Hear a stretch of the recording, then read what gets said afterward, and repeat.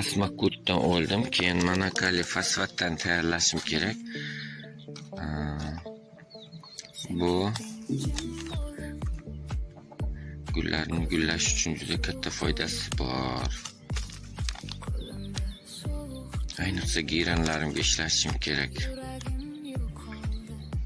Top bo'lib ochiladi. Bunga tashki rozaga ishlatsam bo'ladi.